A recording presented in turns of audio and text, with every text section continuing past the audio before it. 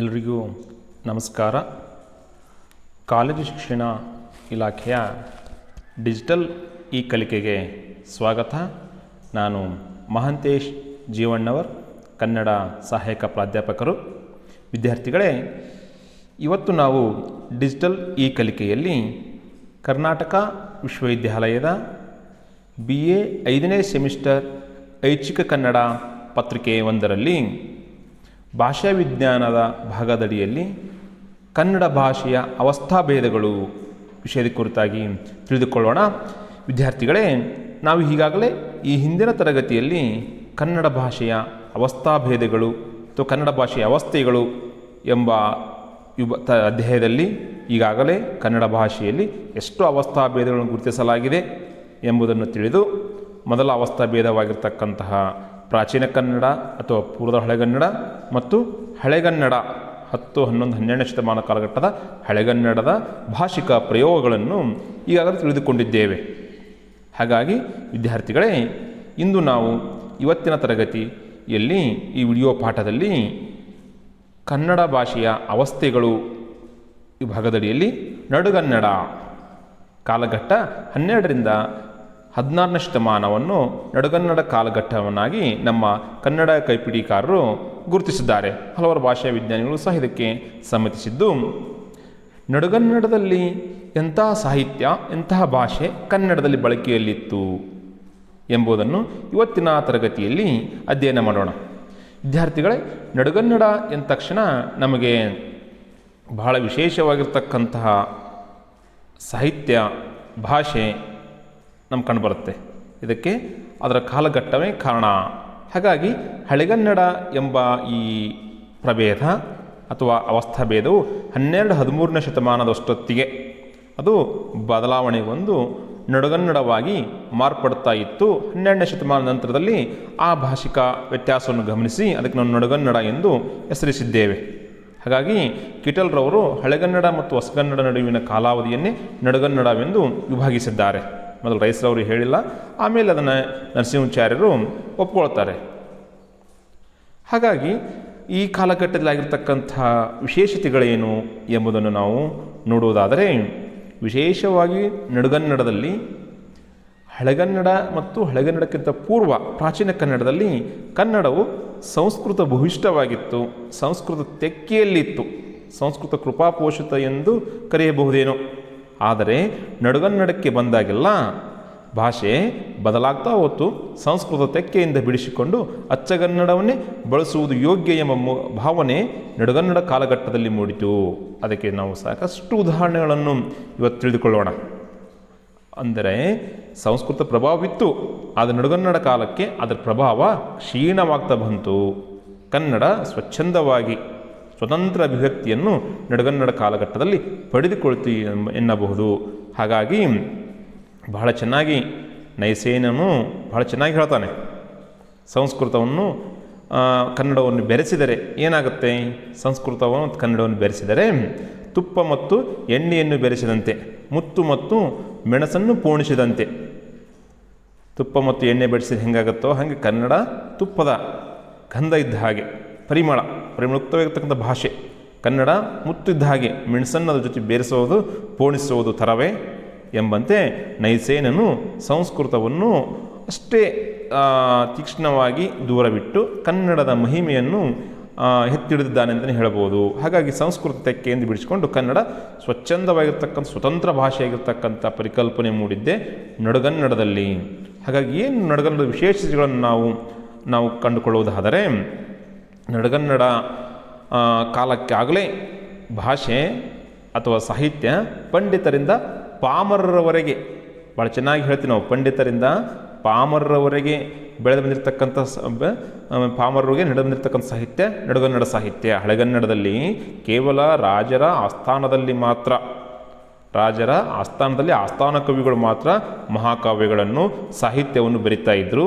ಆದರೆ ಆ ನಡುಗನ್ನಡಕ್ಕೆ ಜನಸಾಮಾನ್ಯರು, ಅದಕ್ಕೆ ಬಹುಮುಖ್ಯವಾಗಿರ್ತಕ್ಕಂಥ ಉದಾಹರಣೆ ಅಂದರೆ ವಚನ ಸಾಹಿತ್ಯ. 12ನೇ ಶತಮಾನದಲ್ಲೇ ನಮ್ಮ ವರ್ಗ ಸಮಾನತೆ, ಲಿಂಗ ಸಮಾನತೆ, ವರ್ಣ ಸಮಾನತೆ, ಮಾನವ ಕುಲದ ಉದ್ಧಾರಕ್ಕಾಗಿ ಬಂದಿರತಕ್ಕಂಥ ವಚನ ಸಾಹಿತ್ಯನೇ ಇದಕ್ಕೆ ಬಹುದೊಡ್ಡವಾಗಿರ್ತಕ್ಕಂಥ ಉದಾಹರಣೆ.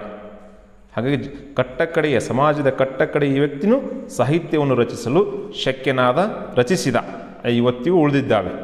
ಹಾಗಾಗಿ ಬಹುಶಃ ಸಾಹಿತ್ಯ ಭಾಷೆ ಏನೈತಪ್ಪ ಅಂದರೆ ಪಂಡಿತರಿಂದ, ಆಸ್ಥಾನದ ಕವಿಗಳಿಂದ, ಪಾಮರರ ಸಾಮಾನ್ಯ ಜನರ ಮನೆ ಬಾಗಿಲಿಗೂ ಅವರ ನಾಲಿಗೆಯ ತುದಿಯೂ ಸಹ ಮಾತನಾಡ್ತಕ್ಕಂಥ ಸಾಹಿತ್ಯವಾಗಿರ್ತಕ್ಕಂಥ ಕಾಲಘಟ್ಟ ನಡುಗನ್ನಡದ ಕಾಲಘಟ್ಟ. ಹಾಗಾಗಿ ನಾಗವರ್ಮನು ಭಾಳ ಚೆನ್ನಾಗಿ ತನ್ನ ಒಂದು ಅವನ ಗ್ರಂಥದಲ್ಲಿ ಪದ, ಪಲ್ವಾ, ಮೆಲ್ವಾಡು, ಪಾಡು, ಬಾಜಿನ ಗಬ್ಬಗಳು ಎಂಬ ಸಾಮಾನ್ಯರು ಅಂದರೆ ಜನಸಾಮಾನ್ಯರಲ್ಲಿ ಇಂಥ ಗಬ್ಬಗಳು, ಇಂಥ ಕಾವ್ಯಗಳು, ಇಂಥ ಪ್ರಕಾರಗಳಿದ್ವು. ಪದ, ಪಾಡು, ಮೆಲ್ವಾಡು, ಬಾಜಿನ ಗಬ್ಬಗಳು. ಬಹುಶಃ ಜನಸಾಮಾನ್ಯರೂ ಸಹ ಸಾಹಿತ್ಯ ರಚನೆ ಮಾಡ್ತಾಯಿದ್ರು. ಜನಪದ ಸಾಹಿತ್ಯ ಆವಾಗಲೇ ರಚನೆ ಇತ್ತು ಎಂಬುದನ್ನು ನಾವು ನಾಗವರ್ಮನ ಹೇಳಿಕೆಯನ್ನು ತಿಳಿಯಬಹುದು. ಹಾಗಾಗಿ ನಾಗವರ್ಮ ತನ್ನ ಗ್ರಂಥದಲ್ಲಿ ಹೇಳಿದ್ದಾನೆ, ಇಂಥ ಗಬ್ಬಗಳು, ಪ್ರಕಾರಗಳು, ಸಾಹಿತ್ಯ ಪ್ರಕಾರ ಇದ್ದವು ಅಂದರೆ ಅರ್ಥ ಜನಪದ ಸಾಹಿತ್ಯ ಅಥವಾ ಜನಸಾಮಾನ್ಯರೂ ಸಹ ಸಾಹಿತ್ಯ ಆಸಕ್ತಿಗಳಾಗಿದ್ದರು, ಸಾಹಿತ್ಯ ಅಭಿರುಚಿ ಉಳ್ಳವರಾಗಿದ್ದರು, ಅವರೂ ಸಹ ರಚನೆ ಮಾಡ್ತಿದ್ರು ಎಂಬುದು ನಮಗೆ ನಡುಗನ್ನಡದ ಒಂದು ಕಾಲಘಟ್ಟದ ಹೆಮ್ಮೆಯ ವಿಷಯನೇ ಸರಿ. ಇನ್ನು ವೀರಶೈವ ವಚನಕಾರರು ಬಸವಣ್ಣನ ನೇತೃತ್ವದಲ್ಲಿ ಅವರು ನೀಡಿರ್ತಕ್ಕಂಥ ವಚನ ಒಂದು ಕ್ರಾಂತಿ, ಚಳುವಳಿ, ಅದು ರಾಜಕೀಯ ಸಾಮಾಜಿಕ ಅಷ್ಟಲ್ಲ ಸಾಹಿತ್ಯಿಕವಾಗಿರ್ತಕ್ಕಂತಹ ಬಹು ಜನರ ಮನ್ನಣೆಯನ್ನು ಪಡೆದಿರ್ತಕ್ಕಂತಹ ಸಾಹಿತ್ಯ ಸಂಸ್ಕೃತಿ ಎಲ್ಲ ರೀತಿಯಿಂದಲೂ ಅದು ಬಹುಮುಖ್ಯವಾಗಿರ್ತಕ್ಕಂಥ ಕಾಲಘಟ್ಟ. ಹಾಗಾಗಿ ಅಲ್ಲಿ ನಾವು ಬಳಸಿರ್ತಕ್ಕಂಥ ಭಾಷೆ, ಛಂದಸ್ಸುಗಳು ಎಲ್ಲರೂ ಜನಸಾಮಾನ್ಯರಲ್ಲಿ ಬಳಕೆಯಲ್ಲಿರ್ತಕ್ಕಂಥ ಜೀವಂತವಾಗಿರ್ತಕ್ಕಂಥ ಭಾಷೆಯನ್ನು ಛಂದಸ್ಸಿನಲ್ಲೇ ಅವರು ವಚನವನ್ನು ಬರೆದರು. ಹಾಗಾಗಿ ಈ ಕಾಲಘಟ್ಟ ನಮಗೆ ಅತ್ಯಂತ ಪ್ರಮುಖವಾಗಿದ್ದು ಅಂತ ಹೇಳ್ತಾರೆ. ಅಷ್ಟೇ ಅಲ್ಲದೆ ಏನೆಲ್ಲ ಹಳೆಗನ್ನಡ ಮತ್ತು ಅದಕ್ಕಿಂತ ಪೂರ್ವದ ಕಾಲಘಟ್ಟದಲ್ಲಿ ಭಾಷೆ ಅಥವಾ ಸಾಹಿತ್ಯ, ಸಂಸ್ಕೃತ ಸಾಹಿತ್ಯ ಎಂಬುದು ಕೇವಲ ರಾಜರ ಆಸ್ಥಾನದಲ್ಲಿರ್ತಕ್ಕಂಥ ಕವಿಗಳು ಮಾತ್ರ ಮಹಾಕಾವ್ಯಗಳನ್ನು ಬರೀತಕ್ಕಂಥ ಕಾಲಘಟ್ಟವಿದ್ದು, ಕ್ರಮೇಣ ನಡುಗನ್ನಡ ಕಾಲಘಟ್ಟಕ್ಕೆ ಅದು ಇಳಿಮುಖವಾಗಿ ರಾಜಾಶ್ರಯವಿಲ್ಲದಿದ್ದರೂ ಸಹ ಸಮಾಜದ ಬೆಂಬಲದಿಂದ, ಜನರ ಬೆಂಬಲದಿಂದ ಅತ್ಯುತ್ತಮವಾಗಿರ್ತಕ್ಕಂಥ ಸಾಹಿತ್ಯ ಕೃತಿಗಳು ಮತ್ತು ಕವಿಗಳು ಕಂಡುಬಂದಿದ್ದು ನಡುಗನ್ನಡ ಕಾಲಘಟ್ಟಕ್ಕೆ. ಉದಾಹರಣೆ ರಾಘವಾಂಕ ಇರಬಹುದು, ನಮ್ಮ ಹರಿಹರ ಇರಬಹುದು, ಎಂಥ ಸಾಹಿತ್ಯ ಅದ್ಭುತವಾಗಿರ್ತಕ್ಕಂಥ ಸಾಹಿತ್ಯ ರಚನೆ ಮಾಡಿದರು. ಕುಮಾರವ್ಯಾಸ, ಚಾಮರಸ. ಸೊ ಇವರೆಲ್ಲ ಜನಸಾಮಾನ್ಯರಾಗಿದ್ದೇ ಇಲ್ಲಿಯೂ ಸಹ ರಾಜರ ಆಶ್ರಯವನ್ನು ಪಡೆದೇ ತಮ್ಮ ಕಾವ್ಯಗಳನ್ನು ಅತ್ಯಂತ ಸಮರ್ಪಕವಾಗಿ ಸಮೃದ್ಧವಾಗಿರ್ತಕ್ಕಂಥ ಭಾಷೆಯಲ್ಲಿ ಬರೆದರು.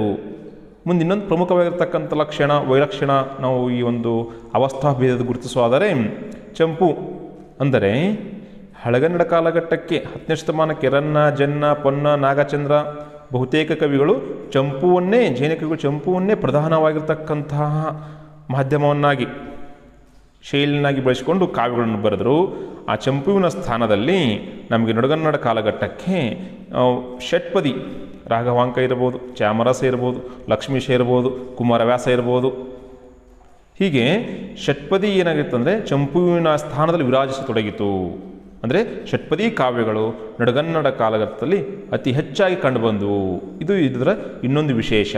ಹಾಗಾಗಿ ಮತ್ತೊಂದು ಪ್ರಮುಖವಾಗಿರ್ತಕ್ಕಂತಹ ಬದಲಾವಣೆ ಅಥವಾ ಪ್ರಯೋಗ ಅಂದರೆ ನಡುಗನ್ನಡ ಕಾಲಘಟ್ಟಕ್ಕೆ ನಮಗೆ ವ್ಯಾಕರಣ ಕೃತಿಗಳು ರಚನೆಗೊಂಡು ಮತ್ತು ಉಪಲಬ್ಧವಾಗಿದ್ದಾವೆ. ಬಹುಮುಖ್ಯವಾಗಿರ್ತಕ್ಕಂಥ ವ್ಯಾಕರಣ ಕೃತಿ ಅಂದರೆ ಕ್ರಿಸ್ತಶಕ 1260ರಲ್ಲಿ ರಚನೆಯಾಗಿರ್ತಕ್ಕಂಥ ಕೇಶರಾಜನ ಶಬ್ದಮಣಿ ದರ್ಪಣ. ಈ ಕಾವ್ಯವು ಅಥವಾ ಈ ವ್ಯಾಕರಣವು ಕನ್ನಡದ ಮೊಟ್ಟ ಮೊದಲ ಉಪಲಬ್ಧ ಸಂಪೂರ್ಣವಾಗಿರ್ತಕ್ಕಂಥ ವ್ಯಾಕರಣ ಗ್ರಂಥ. ಹಾಗಾಗಿ ವಿದ್ಯಾರ್ಥಿಗಳೇ, ಈ ವ್ಯಾಕರಣ ಗ್ರಂಥದ ವಿಶೇಷತೆ ಏನೆಂದರೆ ಬದಲಾಗುತ್ತಿರುವ ಕನ್ನಡ ಭಾಷೆಯನ್ನು ಸ್ಪಷ್ಟವಾಗಿ ನಮೂದಿಸಿದೆ. ನೋಡಿ, ಕೇಶರಾಜ ಹೇಳಿರ್ತಕ್ಕಂಥ ಎಲ್ಲ ಪ್ರಯೋಗಗಳು, ಎಲ್ಲ ವ್ಯಾಕರಣಗಳು ಬಹುತೇಕವಾಗಿ ಅವು ಹಳೆಗನ್ನಡ ಮತ್ತು ನಡುಗನ್ನಡ ಕಾಲಘಟ್ಟದಲ್ಲಿ ಆಗ್ತಕ್ಕಂಥ ಭಾಷಿಕ ಬದಲಾವಣೆ ಅಂಥ ಪ್ರಯೋಗಗಳನ್ನು ಕೇಶರಾಜ ಸಾಕಷ್ಟು ಹೇಳಿದ್ದಾನೆ. ಅವುಗಳ ವಿಕಲ್ಪ ರೂಪದಲ್ಲಿರ್ಬೋದು, ಪ್ರಯೋಗಗಳ ರೂಪದಲ್ಲಿರ್ಬೋದು, ಸಾಕಷ್ಟು ವ್ಯಾಕರಣ ಗ್ರಂಥಗಳನ್ನು ಹೇಳಿದ್ದಾನೆ. ಹಾಗಾಗಿ ಅಂಥ ಪ್ರಯೋಗಗಳನ್ನು ನಾವು ಇಂಥ ವ್ಯಾಕರಣ ಗ್ರಂಥದಲ್ಲಿ ನೋಡಬಹುದು. ಇದಕ್ಕೆ ನಾವು ಸಾಕಷ್ಟು ಉದಾಹರಣೆ. ದರ್ಪಣ ಎಂಬುದು ಹಳೆಗನ್ನಡದ ಭಾಷೆ ಕೈಗನ್ನಡಿದ್ದ ಹಾಗೆ. ಹಾಗಾಗಿ ಅದನ್ನು ಸ್ಪಷ್ಟವಾಗಿ ಕೇಶರಾಜನ ದರ್ಪಣ ನಮಗೆ ನಮೂದಿಸುತ್ತೆ, ಕೈ ಕೊಡುತ್ತೆ ಅಂತ ಹೇಳ್ಬೋದು. ಹಾಗಾದರೆ ಕೆಲವು ಭಾಷಿಕ ಪ್ರಯೋಗಗಳನ್ನು ನೋಡುವುದಾದರೆ ಹಳೆಗನ್ನಡಕ್ಕೂ ಮತ್ತು ನಡುಗನ್ನಡಕ್ಕೂ ವ್ಯತ್ಯಾಸಗಳಾದವು. ಎಂಥ ಬದಲಾವಣೆಗಳಾಗಿ ಭಾಷೆ ನಡುಗನ್ನಡವಾಗಿ ಮಾರ್ಪಟ್ಟಿತು ಎಂದು ನಾವು ನೋಡಬಯಸಿದರೆ, ಮೊದಲನೇ ಉದಾಹರಣೆಯಾಗಿ ಳಕಾರದ ಸ್ಥಾನದಲ್ಲಿ ಳಕಾರ ಪ್ರಯೋಗ ಅಂದರೆ ರಳ, ಹಳೆಗನ್ನಡದ ರಳ, ಳದ ಬದಲಾಗಿ ಕುಳ ಅಂತ ಕರಿತಕ್ಕಂಥ ಅದರ ಪ್ರಯೋಗ ಅಧಿಕವಾಯಿತು. ಬಾಳ್ ಎಂಬುದು ಬಾಳೆಂದು, ಇಳಿ ಎಂಬುದು ಇಳಿಯೆಂದು. ಹೀಗೆ ಳ ಕ್ರಮೇಣ ಹಳೆಗನ್ನಡದ ರಳಗಳ ರ ಇರ್ಬೋದು, ಳ ಇರ್ಬೋದು, ಅವುಗಳ ಬಳಕೆ ಕ್ರಮೇಣ ಕಡಿಮೆ ಆಗ್ತಾ ಬಂತು. ಹಾಗಾಗಿ ಅವುಗಳ ಬಳಕೆ ಹಳೆಗನ್ನಡದಲ್ಲಿ ಹೆಚ್ಚಿತ್ತು. ನಡುಗನ್ನಡಕ್ಕೆ ಇಳಿಮುಖವಾಗಿ ಹೆಚ್ಚು ಕಡಿಮೆ 17, 18ನೇ ಶತಮಾನಕ್ಕೆ ಅವುಗಳ ಬಳಕೆ ಸಂಪೂರ್ಣ ನಿಂತು ಹೋಯಿತೆ. ಅವುಗಳನ್ನು ಹರಿಹರ ರಳಕ್ಕುಳ ಅಕ್ಷರಗಳ ಭೇದವಿಲ್ಲದೆ ಕಾವ್ಯವನ್ನು ಬರಿತಾನೆ. ಹಾಗಾಗಿ ಅವುಗಳ ಬಳಕೆ ಕ್ರಮೇಣ ಏನಪ್ಪ ಕಡಿಮೆ ಆಗ್ತಾ ಬಂತು. ಮತ್ತೇನಪ್ಪ ಅಂದರೆ ಮುಖ್ಯವಾಗಿರ್ತಕ್ಕಂಥ ವ್ಯತ್ಯಾಸಗಳು ಗುರುತಿಸೋದಾದರೆ, ವ್ಯಂಜನಾಂತಗಳು ಬಹುವಾಗಿ ಸ್ವರಾಂತಗಳಾಗತೊಡಗಿದವು. ನಮಗೆ ಹಳೆಗನ್ನಡದಲ್ಲಿ ನೈ, ಬೈ, ಕೈ, ಜೇನ್, ಬಾನ್ ಎಂಬ ವ್ಯಂಜನಾಂತ ಪದಗಳ ಅಧಿಕ್ಯ ನಮಗೆ ಹಳೆಗನ್ನಡದಲ್ಲಿ ಕಾಣಸಿಕ್ಕರೆ, ನಡುಗನ್ನಡದಲ್ಲಿ ವ್ಯಂಜನಾಂತ ಪದಗಳು ಸ್ವರಾಂತಗಳಾಗಲಿಕ್ಕೆ ತೊಡಗುತ್ತವೆ. ಇದು ಮುಖ್ಯವಾಗಿರ್ತಕ್ಕಂಥ ಪ್ರಯೋಗ ಅಥವಾ ವ್ಯತ್ಯಾಸ ಅಂತ ಗುರುತಿಸ್ಬೋದು. ಕಣ್ಣು ಎಂದಾಯಿತು, ತಿನ್ನು ಎಂದಾಯಿತು, ಊರು ಎಂದಾಯಿತು, ಬೇಡು ಎಂದು, ಮಾಡು, ಪಗಲು, ಇರುಳು. ಹೀಗೆ ವ್ಯಂಜನಾಂತ ಪದಗಳು ಅವು ಸ್ವರಾಂತಗಳಾಗಲಿಕ್ಕೆ ಆರಂಭಿಸಿದವು. ನಡುಗನ್ನಡ ಕಾಲಘಟ್ಟದಲ್ಲಿ ಈ ಪ್ರಕ್ರಿಯೆ ಭಾಳ ಅವ್ಯವತವಾಗಿ ಬೆಳೆಯಿತಂದೇಳಿ ನಾವು ತಿಳಿಯಬಹುದು. ಮತ್ತು ಮುಂದಿನ ಪ್ರಮುಖವಾಗಿರ್ತಕ್ಕಂತಹ ಭಾಷಿಕ ವ್ಯತ್ಯಾಸವನ್ನು ನಾವು ಗುರುತಿಸುವುದಾದರೆ, ಯಕಾರಾಂತ ಶಬ್ದಗಳು ಇಕಾರಾಂತವಾದವು. ಅಂದರೆ ಒಂದೇ ಸ್ವರಯುಕ್ತವಾಗಿರ್ತಕ್ಕಂಥ ಯಕಾರಾಂತ ವ್ಯಂಜನ ಶಬ್ದಗಳು ಇಕಾರಾಂತವಾಗತೊಡಗಿದವು. ಉದಾಹರಣೆ ಕಾಯಿ ಎಂದು ತಾಯಿ ಎಂದು, ನಾಯಿ ಎಂದು, ಬಾಯಿ ಎಂದು ಇವು ಇಕಾರಾಂತವಾಗತೊಡಗಿದವು. ಕೆಲವು ವ್ಯಂಜನ ಲೋಪಗೊಂಡು ಕೈ ಎಂದು ಈ ರೀತಿಯ ಬದಲಾವಣೆಗಳನ್ನು ನಾವು ನಡುಗನ್ನಡ ಕಾಲಘಟ್ಟದಲ್ಲಿ ಗುರುತಿಸುತ್ತೇವೆ. ಅಷ್ಟೇ ಅಲ್ಲದೆ ಇನ್ನೊಂದು ಬಹುಮುಖ್ಯವಾಗಿರ್ತಕ್ಕಂಥ ಬದಲಾವಣೆ ಎಂದರೆ ಸಬಿಂದುಕಗಳು ಅಬಿಂದುಕಗಳಾಗತೊಡಗಿದವು. ಈ ಪ್ರಕ್ರಿಯೆ ಹಳೆಗನ್ನಡದಲ್ಲಿ ಆರಂಭಗೊಂಡಿರುತ್ತೆ, ಆದರೆ ನಡುಗನ್ನಡದಲ್ಲಿ ಅದು ಅತಿ ಹೆಚ್ಚಾಗುತ್ತೆ. ಹಳೆಗನ್ನಡದಲ್ಲಿಯೂ ಸಹ ಸಬಿಂದುಕಗಳು ಅಬಿಂದುಕಗಳಾಗುತ್ತಾ ಹೆಜ್ಜೆ ಇಡ್ತವೆ. ಅವು ನಡುಗನ್ನಡ ಕಾಲಘಟ್ಟಕ್ಕೆ ಆ ಸಬಿಂದುಕು ಪದಗಳು, ಶಬ್ದಗಳು ಬಿಂದುವನ್ನು ಕಳೆದುಕೊಳ್ತಕ್ಕಂಥ ಪ್ರಕ್ರಿಯೆ ಹೆಚ್ಚಾಗಿ ಊರಿಗೆ ಎಂದಾಯಿತು, ಕೆಲಬರ್ ಎಂದಾಯಿತು, ಕದಪು ಎಂದು, ಇರುಪೆ, ಬೆಳತಿಗೆ ಹೀಗೆ ಆ ಬಿಂದುಗಳನ್ನು ಕಳೆದುಕೊಳ್ಳತಕ್ಕಂಥ ಶಬ್ದಗಳ ಸಂಖ್ಯೆ ಅಧಿಕವಾಯಿತು ಎಂದೇಳಿ ನಾವು ನಡುಗನ್ನಡದಲ್ಲಿ ನೋಡ್ತೀವಿ. ಅಷ್ಟೇ ಅಲ್ಲದೆ ಇನ್ನೊಂದು ಮುಖ್ಯವಾಗಿರ್ತಕ್ಕಂತಹ ಬದಲಾವಣೆಯನ್ನು ನೋಡುವುದಾದರೆ, ಸರ್ವನಾಮಗಳಲ್ಲಿರ್ತಕ್ಕಂಥ ಮಕಾರ ವಕಾರವಾಗತೊಡಗಿತು. ನಾಮಿದುದು ನಾವೆಂದು, ತಾಮಿದುದು ತಾವೆಂದು, ನೀಮಿದುದು ನೀವೆಂದು. ಹೀಗೆ ಮಕಾರ ಅವುದೇನಾಗ್ತದೆ ವಕಾರಗಳು, ಅವು ಸರ್ವನಾಮಲ್ಲಿರ್ತಕ್ಕಂಥ ಮಕಾರ ವಕಾರಗಳ ಆಗಲಿಕ್ಕೆ ಇವತ್ತು ನೋಡ್ತೀವಿ ನಾವು, ನೀವು, ತಾವು ಎಂಬುದು ಇದು ನಡುಗನ್ನಡದಲ್ಲೇ ಆಗಿರ್ತಕ್ಕಂಥ ಬದಲಾವಣೆಗಳು. ಮತ್ತೇನು ಮುಂದೆ ನೋಡುವುದಾದರೆ, ವಿಜಾತಿಯ ಸಂಯುಕ್ತಾಕ್ಷರಗಳು ಸಜಾತಿಯ ದ್ವಿತ್ವವಾಗತಕ್ಕಂಥ ಪ್ರಕ್ರಿಯೆ. ಇಲ್ಲಿ ಭಾಷೆ ಸರಳೀಕರಣವಾಗಲಿಕ್ಕೆ ಆರಂಭಗೊಳ್ಳಿತು ಅಂತಲೇ ಎಲ್ಲರೂ ಹೇಳ್ತಾರೆ.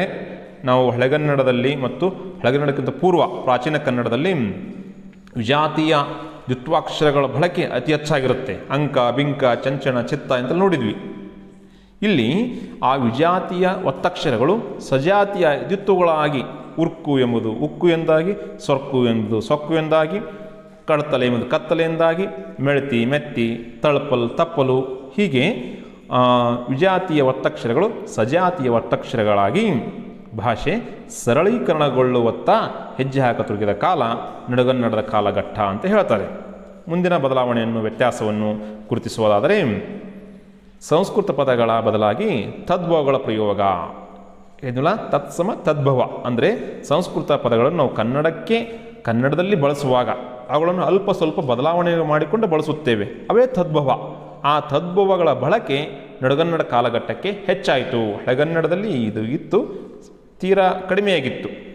ಆದರೆ ನಡುಗನ್ನಡ ಕಾಲಘಟ್ಟಕ್ಕೆ ಹಳೆಗನ್ನಡ ಪದಗಳಂತೆ ಯಥಾವತ್ತಾಗಿ ಸಂಸ್ಕೃತ ಪದಗಳನ್ನು ಸ್ವೀಕರಿಸದೆ ಅವನ್ನು ಕನ್ನಡ ಜಾಯಮಾನಕ್ಕೆ ಅನುಸಾರವಾಗಿ ತದ್ಭವ ಮಾಡಿಕೊಂಡು ಅವನು ಬಳಸ್ತಕ್ಕಂಥ ಪ್ರಕ್ರಿಯೆ ನಮ್ಮ ಕನ್ನಡದಲ್ಲಿ, ಅದು ವಿಶೇಷವಾಗಿ ನಡುಗನ್ನಡದಲ್ಲಿ ಅಧಿಕನಯವಾಯಿತು ಅಂತ ಹೇಳಬಹುದು. ಸ್ಮಶಾನ, ಮಸಣ, ಭಕ್ತಿ, ಭಕುತಿ, ಆಕಾಶ, ಆಗಸ, ಸ್ಥಾನ, ತಾಣ, ಶ್ರೀ, ಸಿರಿ, ಸಾಕಷ್ಟು ಕಾರ್ಯ, ಕಜ್ಜ, ಆರ್ಯ, ಅಜ್ಜ ಎಂಬ ಸಂಸ್ಕೃತ ಪದಗಳನ್ನು ಕನ್ನಡಕ್ಕೆ ತರುವಾಗ ತದ್ಭವಗಳನ್ನು ಮಾಡಿಕೊಂಡು ಅವನ್ನ ಬಳಸ್ತಕ್ಕಂಥ ಪ್ರಕ್ರಿಯೆ ಆಯಿತು ಅಂತಲೇ ಹೇಳ್ತಾರೆ. ಮುಂದೆ ಲಕಾರ ಸ್ಥಾನದಲ್ಲಿ ಲಕಾರ ಪ್ರಯೋಗ, ಇದನ್ನು ಕೇಶರಾಜ ಸ್ವಲ್ಪ ಮಟ್ಟಿಗೆ ವಿರೋಧಿಸ್ತಾನೆ. ಕೆಲವರು ಅವನು ಅರಿಯದೇ ಗ್ರಾಮ್ಯರು ಉಚ್ಚರಿಸುತ್ತಾರೆ ಅಂತ ಹೇಳ್ತಾನೆ. ಆದರೆ ಆ ಕಾಲಕ್ಕಾಗಲೇ ಭಾಷೆ ಬದಲಾಗುವ ಹಂತದಲ್ಲಿತ್ತು. ಅದನ್ನು ಕೇಶರಾಜನು ವಿರೋಧಿಸ್ತಾನೆ, ಸಂಪ್ರದಾಯಸ್ಥವಾಗಿರ್ತಕ್ಕಂಥವನು ವಿರೋಧಿಸ್ತಾನೆ. ಆದರೆ ಬದಲಾಗತಕ್ಕಂಥ ಭಾಷೆಯನ್ನು ತಡೆ ಹಿಡಿಯಲು ಯಾರಿಂದಲೂ ಸಾಧ್ಯವಿಲ್ಲ. ಹಾಗಾಗಿ ಭಾಷೆ ಏನಾಗ್ತಿತ್ತು, ಬದಲಾಗ್ತಿತ್ತು. ಲಕಾರ ಅವುಗಳ ಸ್ಥಾನದಲ್ಲಿ ಲಕಾರ ಪದ ಅಕ್ಷರ ವ್ಯತ್ಯಾಸವಾಗ್ತಾ ಅದು ಇವತ್ತಿಗೆ ಕೊನೆಗೊಂಡಿದೆ. ಇವು ನಾವು ಸಾಕಷ್ಟು ನೋಡ್ತೀವಿ. ಉದಾಹರಣೆ ಬೆರಳಿದ್ದು ಬೆರಳೆಂದು, ಕೊರಳಿದ್ದು ಕೊರಳ್, ಮರಲ್, ಮರಳ್ ಎಂಬ ಭಾಷಿಕ ವ್ಯತ್ಯಾಸಗಳನ್ನು, ಭಾಷಿಕ ಬದಲಾವಣೆಗಳನ್ನು ನಾವು ನಡುಗನ್ನಡ ಕಾಲಘಟ್ಟದಲ್ಲಿ ಗುರುತಿಸುತ್ತೇವೆ. ಮತ್ತೆ ಮುಂದುವರೆದು ನಾವು ನೋಡುವುದಾದರೆ ಬ ಆಗುವ ಪ್ರವೃತ್ತಿ ನಡುಗನ್ನಡದಲ್ಲಿ ಹೆಚ್ಚಾಯಿತು. ಹೌದು, ಅಂದರೆ ಬಕಾರ ಆಗ್ತಕ್ಕಂಥ ಈ ಪ್ರವೃತ್ತಿ ನಡುಗನ್ನಡದಲ್ಲಿ ಹಳೆಗನ್ನಡದಲ್ಲಿ ಇತ್ತು, ಬಹಳ ಕಡಿಮೆ ಇತ್ತು. ನಡುಗನ್ನಡದಲ್ಲಿ ಅದು ಬಹಳ ದೀರ್ಘವಾಯಿತು, ಹೆಚ್ಚಾಯಿತು. ಸಾಕಷ್ಟು ಬಕಾರಯುಕ್ತ ಪದಗಳು, ವಕಾರಯುಕ್ತ ಪದಗಳು ಬಕಾರಯುಕ್ತವಾಗಲಿಕ್ಕೆ ಆರಂಭಿಸಿದವು. ಮತ್ತು ಹಾಗೆ ಆದವು. ವರೆ ಇದ್ದಿದ್ದು ಬರೆ, ವರು, ಬರ್, ಒಲೆ, ಬಲೆ, ವಾದಿಲ್, ಬಾಗಿಲ್, ವಾನ್, ಬಾನ್, ವಾಳ್, ಬಾಳ್, ವೀಡು, ಬೀಡು. ಹಳೆಗನ್ನಡದಲ್ಲಿ ವೀಡಿದ್ದು ನಡುಗನ್ನಡದಲ್ಲಿ ಬೀಡಾಯಿತು, ವಾಳಿದ್ದು ಬಾಳೆಂದಾಯಿತು, ವಾನಿದ್ದು ಬಾನೆಂದಾಯಿತು. ಹೀಗೆ ವಕಾರವು ಬಕಾರ ಆಗ್ತಕ್ಕಂತಹ ಪರಂಪರೆ ಇಲ್ಲಿ ಮುಂದುವರೆದು ಬಹಳಷ್ಟು ಪದಗಳು ವಕಾರಲ್ಲಿರ್ತಕ್ಕಂಥ ಪದಗಳು ಬಕಾರಯುಕ್ತವಾದವು ಅಂತೇಳಿ ನಾವು ನೋಡಬಹುದು. ಮತ್ತೇನೆಂದರೆ ವಿಶೇಷವಾಗಿದ್ದು ವಿಜಾತಿಯ ಸಂಯುಕ್ತಾಕ್ಷರಗಳ ನಡುವೆ ಸ್ವರ ಸೇರಿ ವಿರಳವಾಗಿರುವುದುಂಟು. ಅಂದರೆ ವಿಜಾತಿಯ ಸಂಯುಕ್ತಾಕ್ಷರಗಳು ಕೆಲವು ಸಜಾತಿ ದ್ವಿತ್ವವಾಗಿಬಿಟ್ರು, ಕೆಲವು ಸಜಾತಿ ದ್ವಿತ್ವವಾಗದೇ ಇರತಕ್ಕಂಥದ್ದು. ನಾವು ಪ್ರಾಚೀನ ಕನ್ನಡದಲ್ಲಿ ವಿಜಾತಿ ದ್ವಿತ್ವವನ್ನು ಅತಿ ಹೆಚ್ಚಾಗಿ ನೋಡ್ತೀವಿ. ಕೆಲವು ಸಜಾತಿ ದ್ವಿತ್ವವಾದವು ಮತ್ತು ಕೆಲವು ವಿರಳವಾದವು. ಇದನ್ನು ಸ್ವರಭಕ್ತಿ ಅಂತಲೂ ಕರೆಯುತ್ತಾರೆ, ಸ್ವರಭಕ್ತಿ ಪ್ರಕ್ರಿಯೆ ಅಂತಲೂ ಸಹ ಇದನ್ನು ಕರೆಯುತ್ತಾರೆ. ಉದಾಹರಣೆ ಬಳುಕು ಎಂಬುದು ಸ್ವರ ಸೇರಿಕೊಂಡು ಬಳುಕು ಎಂದಾಯಿತು, ಅಲ್ಲಿ ಸ್ವರ ಸೇರಿಕೊಳ್ತು. ಅಳುಕು ಎಂಬುದು ಅಳುಕು, ಅಂದರೆ ಅವು ಅಕ್ಷರಗಳನ್ನು ಬಿಡಿಸಿ ಹೇಳ್ತಕ್ಕಂಥ ಕ್ರಮ. ಅಂದರೆ ಸ್ಪಷ್ಟವಾಗಿರ್ತಕ್ಕಂಥ ವ್ಯತ್ಯಾಸ ತಿಳಿಯೋದು ವಿದ್ಯಾರ್ಥಿಗಳೇ. ನಮಗೆ ಭಾಷಿಕ ವ್ಯತ್ಯಾಸ ತಿಳಿಯೋದು, ಭಾಷೆ ಸರಳೀಕರಣದತ್ತ ಹೆಜ್ಜೆ ಹಾಕ್ತೀವಿ. ಬಹಳ ಸರಳವಾಗ್ತಾ ಜನಸಾಮಾನ್ಯರು ಮಾತನಾಡ್ತಕ್ಕಂಥ ಭಾಷೆನೇ ಗ್ರಾಂಥಿಕ ಭಾಷೆ ಆಗ್ತಕ್ಕಂಥ ಪ್ರಕ್ರಿಯೆ ನಡುಗನ್ನಡದಲ್ಲಿ ನಾವು ನೋಡ್ತೀವಿ. ನುಣುಪು ಎಂದಿದ್ದು ನುಣುಪು ಎಂದು ನಡಕ್ಕೊಂದು ಸ್ವರ ಸೇರುತ್ತೆ. ಅಳುಕು ಇದ್ದಲ್ಲಿ ಸ್ವರ ಸೇರಿ ಅಳುಕು ಅಥವಾ ಸ್ವರ ಸೇರಿ ಅಳಕು ಎಂದಾಯಿತು. ನುಣುಪು ಸ್ವರ ಸೇರಿ ನುಣುಪು ಎಂದಾಯಿತು. ಬಲ್ಮೆ ಸ್ವರ ಸೇರಿ ಬಲುಮೆ ಎಂದಾಯಿತು. ನಲ್ಮೆ ನಲುಮೆ ಎಂದಾಯಿತು. ಹೀಗೆ ಸಂಯುಕ್ತಾಕ್ಷರ ನಡುವೆ ಸ್ವರ ಸೇರಿ ಅವುಗಳ ವಿರಳವಾಗ್ತಾ ಸ್ವರಭಕ್ತಿ ಕಾರ್ಯ ಹೆಚ್ಚಾಯಿತು ನಡುಗನ್ನಡದಲ್ಲಿ ಅಂತೇಳಿ ನಾವು ಪರಿಭಾವಿಸಬಹುದು. ಮತ್ತು ಮುಂದುವರಿದು ಮತ್ತೇನನ್ನು ನಾವು ಗುರುತಿಸ್ಬೋದಪ್ಪ ಅಂದರೆ ಪಕಾರ ಸ್ಥಾನದಲ್ಲಿ ಹಕಾರದ ಬಳಕೆ. ಅಂದರೆ ಪಕಾರ ಆಲ್ರೆಡಿ ಪರಂಪರೆ ಹಳೆಗನ್ನಡದಲ್ಲಿತ್ತು, ಅದು ಇಲ್ಲೂ ಸಹ ಮುಂದುವರಿತು ಮತ್ತು ಅದು ಹೆಚ್ಚಿಗೆ ಒತ್ತು ಕೊಡಿತು ಅಂತಲೇ ಹೇಳ್ತಾರೆ. ಪುಲಿ, ಹುಲಿ, ಪಂದಿ, ಹಂದಿ, ಫಲಗೆ, ಹಲಗೆ, ಪಾರ್ವ, ಹಾರುವ, ಕೆಡಪು, ಕೆಡಹು, ಕಳುಪು, ಕಳುಹು ಇತ್ಯಾದಿ. ಪಕಾರ ಸ್ಥಾನದಲ್ಲಿ ಇದನ್ನು ವಮಹಪಭೇದ ಅಂತ ಕೇಶರಾಜ ಗುರುತಿಸ್ತಾನೆ. ಭಾಳ ಚೆನ್ನಾಗಿ ಅವನು ಇದನ್ನು ಗುರುತಿಸಿ ದೇಶಿಯೋಳು ಚೆಲುವು, ಪಕಾರ ಹಕಾರವಾಗುವುದು ದೇಶಿಯೋಳು ಚೆಲುವು ಅಂತಲೇ ಹೇಳ್ತಾನೆ. ಹಾಗಾಗಿ ಪಕಾರ ಹಕಾರ ಆಗ್ತಕ್ಕಂಥ ಸಾಕಷ್ಟು ಉದಾಹರಣೆಗಳನ್ನು ಇಲ್ಲಿ ನಾವು ನೋಡ್ಬೋದು. ಹಳೆಗನ್ನಡದಲ್ಲಿ ಸಹ ಇತ್ತದು, ಇಲ್ಲಿ ಸಹ ಅದು ಒಂದು ಮೆಟ್ಟಿಗೆ ಪೂರ್ಣಗೊಂಡಿ ಪ್ರಕ್ರಿಯೆ. ಪಕಾರ ಹಕಾರ ಆಗ್ತಕ್ಕಂಥ ಬಹುತೇಕ ಪ್ರಕ್ರಿಯೆ ನಡುಗನ್ನಡದಲ್ಲಿ ಪೂರ್ಣಗೊಳ್ತು ಅಂತೇಳಿ ನಾವು ತಿಳಿಯಬಹುದು, ನೋಡಿದ್ದೇವೆ, ಸಾಕಷ್ಟು ಪ್ರಯೋಗಗಳಲ್ಲಿ ಕಾಣಬಹುದು. ಹಾಗಾಗಿ ಮುಂದಿನದಾಗಿರ್ತಕ್ಕಂಥ ವಿಶೇಷ ವ್ಯತ್ಯಾಸ ನಾವು ಹಳೆಗನ್ನಡಕ್ಕೂ ನಡುಗನ್ನಡಕ್ಕೂ ಆಗಿರ್ತಕ್ಕಂಥ ಭಾಷಿಕ ವ್ಯತ್ಯಾಸಗಳನ್ನು ತಿಳಿಯುವುದಾದರೆ ಪ್ರೇರಣಾರ್ಥಕ ಪ್ರತ್ಯಯ, ಪ್ರೇರಣಾರ್ಥಕ ಪ್ರೇರಣೆಯನ್ನು ಕೊಡ್ತಕ್ಕಂಥ ಪ್ರತ್ಯಯ. ನಾವೀಗ ಉದಾಹರಣೆ ಬರೆಯಿಸು, ಮೂಡಿಸು, ಚಲಿಸು, ಇಲ್ಲಿಸುವುದಲ್ಲ ಇದು ಪ್ರೇರಣಾರ್ಥಕ ಪ್ರತ್ಯಯ ಅಂತ ಕರೆಯುತ್ತೇವೆ. ಹಾಗೆ ಹಳೆಗನ್ನಡದಲ್ಲಿ ಪ್ರೇರಣಾರ್ಥಕ ಪ್ರತ್ಯಯ ಚು ಅಥವಾ ಪು ಎಂಬ ರೀತಿಯಲ್ಲಿ ಬಳಕೆಯಲ್ಲಿತ್ತು. ಅವು ಪ್ರೇರಣಾರ್ಥಕ ಪ್ರತ್ಯಯವಾಗಿದ್ದು ಕೆರಳ್ಚು, ತಿರ್ಚು, ಮುಡಿಪು ಎಂಬುದು. ನಡುಗನ್ನಡ ಕಾಲಕ್ಕೆ ಇಸು ಪ್ರತ್ಯಯ ಬಳಕೆಯಲ್ಲಿ ಬಂತು. ಇವತ್ತೇನು ಹೊಸ ಕನ್ನಡದಲ್ಲಿ ನೋಡ್ತೀವಲ್ಲ ವಿದ್ಯಾರ್ಥಿಗಳೇ, ಇದೇ ನಡುಗನ್ನಡ ಕಾಲಘಟ್ಟಕ್ಕೆ ನಡುಗನ್ನಡ ಕಾಲಘಟ್ಟದಲ್ಲೇ ಇದು ಬಳಕೆಗೊಳ್ಳಿತು. ಹಾಗಾಗಿ ಈ ಚು ಪು ಎಂದು ಹಳೆಗನ್ನಡದಲ್ಲಿ ಬಳಸ್ತಕ್ಕಂತಹ ಪ್ರೇರಣಾರ್ಥಕ ಪ್ರತ್ಯಯಗಳು ಮಾಯವಾಗಿ ಮರೆಯಾಗಿ ಆ ಸ್ಥಾನದಲ್ಲಿ ಇಸು, ಕೆರಳಿಸು, ತಿರ್ಚು, ಮುಡಿಪು ಎಂಬುದು ಮುಡಿಸು, ತಿರುಗಿಸು, ಕೆರಳಿಸು ಎಂಬ ಬದಲಾವಣೆಗಳು ಆರಂಭಗೊಂಡಿದ್ದು ಈ ನಡುಗನ್ನಡ ಕಾಲಘಟ್ಟದಲ್ಲಿ. ಅಲ್ಲಿಂದ ನಮಗೆ ಪ್ರೇರಣಾರ್ಥಕ ಪ್ರತ್ಯಯವಾಗಿ ಇವತ್ತಿಗೂ ಸಹ ನಾವು ಇಸುವನ್ನು ಬಳಸ್ತಾ ಇದ್ದೀವಿ. ಮತ್ತೊಂದು ಮುಖ್ಯವಾಗಿರ್ತಕ್ಕಂತಹ ವ್ಯತ್ಯಾಸವೇನೆಂದರೆ ಪ್ರಕಾರವಾಚಕಗಳಾಗಿರ್ತಕ್ಕಂಥ ಅಂತು, ಇಂತು, ಎಂತು ಎಲ್ಲ ಪ್ರಕಾರವಾಚಕಗಳು. ಇವು ಅಹಗೆ, ಇಹಗೆ, ಎಹಗೆ ಎಂಬ ರೂಪಗೊಂಡು ಹಾಗೆ, ಹೀಗೆ, ಹೇಗೆ ಎಂದಾದವು. ಅಂತು ಇದುದು ಅಹಗಿಯಾಗಿ ಹಾಗೆ ಎಂದಾಯಿತು, ಇಂತು ಇದು ಇಹಗೆ ಎಂದಾಗಿ ಹೀಗೆ ಎಂದಾಯಿತು,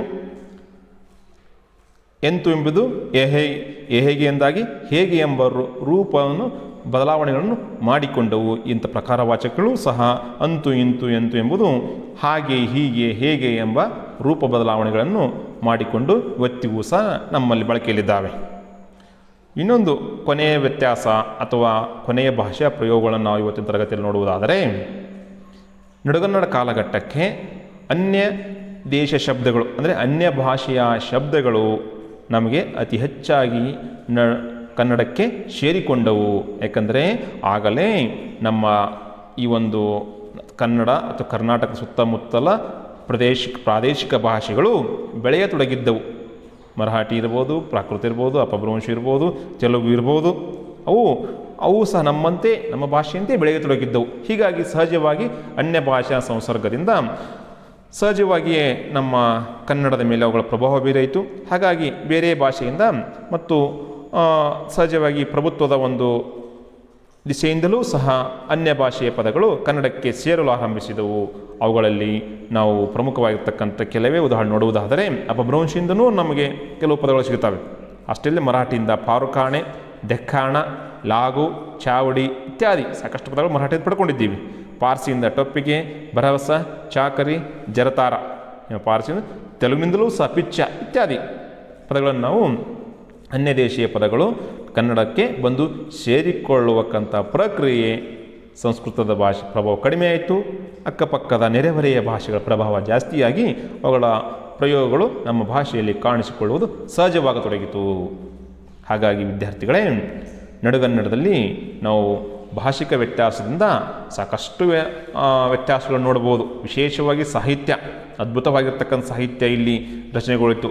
ಬಸವಾದಿ ಶರಣರ ಸಾಹಿತ್ಯ ಅಲ್ಲದೆ ಅಲ್ಲಮ್ಮ ಇರ್ಬೋದು, ಮುಂದುವರೆದ ಅಕ್ಕಮಹಾದೇವಿ ಶರಣರು, ಅಷ್ಟೇ ಅಲ್ಲದೆ ಹೇಳಿದ್ವಲ್ಲ ಕುಮಾರವ್ಯಾಸ, ಲಕ್ಷ್ಮೀಶ, ಹರಿಹರ, ಚಾಮರಸ, ರಾಘವಾಂಕ, ಸಾಕಷ್ಟು ಬಸವ ಕವಿ, ಹೀಗೆ ಮತ್ತು ಸ್ವಲ್ಪ ಮಟ್ಟಿಗೆ ಕೀರ್ತನಾಕಾರರು, ಹರಿದಾಸರು ಪರಂಪರೆ, ಹೀಗೆ ನಡುಗನ್ನಡ ಸಾಹಿತ್ಯ ಬಹು ಸಮೃದ್ಧವಾಗಿ ಮತ್ತು ವೈವಿಧ್ಯಮಯವಾಗಿ ವಚನ ಇರ್ಬೋದು, ಷಟ್ಪದಿ ಇರ್ಬೋದು, ರಗಳ ಇರ್ಬೋದು, ಕೆಲವು ಭಕ್ತಿ ಕವಿಗಳು, ದಾಸ ಪರಂಪರೆ ಇಲ್ಲಿಂದ ಹುಟ್ಟಿಕೊಳ್ತು.